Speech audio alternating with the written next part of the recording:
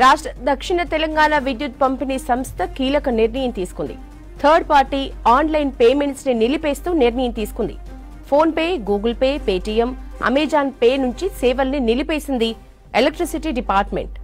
RBI ఆదేశాల మేరకు private payments ని నిలిపివేస్తూ నిర్ణయం తీసుకున్నట్లు తెలిపింది. టీజీఎస్పీడీసీఎల్ వెబ్సైట్ లేదా మొబైల్ యాప్ ద్వారా కరెంటు బిల్లు కట్టాలని సూచించింది.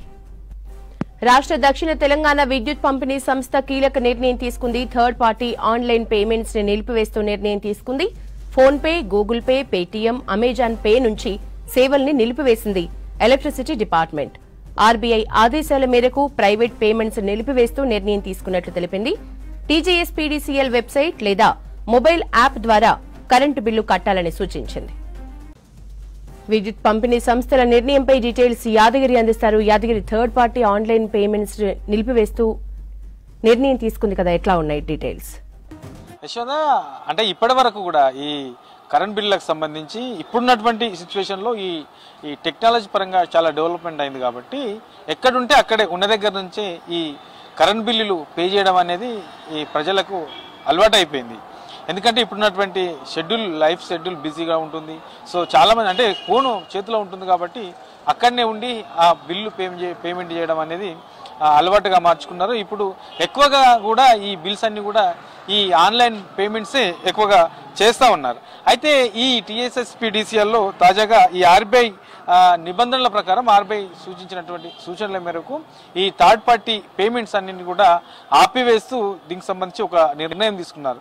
ఇందులో ఈ గూగుల్ పే, తర్వాత ఫోన్ పే, తర్వాత అమెజాన్ పే, ఇట్లా ఈ ఏదైతే ఆన్లైన్ సంబంధించినటువంటి పేమెంట్స్ ఉంటాయో ఆన్లైన్లో ఈ యాప్స్ ఉన్నాయో ఈ యాప్స్ సంబంధించి ఎక్కడి నుంచి కూడా ఇక్కడ నుంచి ఈ కరెంట్ బిల్ అనేది తీసుకోబడదు. ఇక ఏమన్నా పే చేయాలంటే ఎవరైనా ఆన్లైన్లో పే చేయాలంటే ఈ అఫీషియల్గా ఉన్నటువంటి టీఎస్ఎస్పీడీసీఎల్కి సంబంధించినటువంటి వెబ్సైట్ ఉంటుంది. ఆ వెబ్సైట్ సంబంధించి దాంట్లో నుంచి అఫీషియల్గా పే చేయొచ్చు, లేదంటే మొబైల్ యాప్ కూడా ఉంది. సో దాంట్లో నుంచి పే చేయాలి. ఈ రెండింటిలో నుంచి మాత్రమే ఈ కరెంట్ బిల్లు అనేది పే చేయాలి. మిగతా థర్డ్ పార్టీకి సంబంధించినటువంటి ఇందాక చెప్పుకున్నట్లు ఈ గూగుల్ పే, ఫోన్ పే, ఈ అమెజాన్ పే ఇట్లాంటి వాటి నుంచి ఏవి కూడా బిల్స్ తీసుకోబడవు అని చెప్పేసి దీనికి సంబంధించి అఫీషియల్గా ఒక ప్రకటన కూడా రిలీజ్ చేశారు.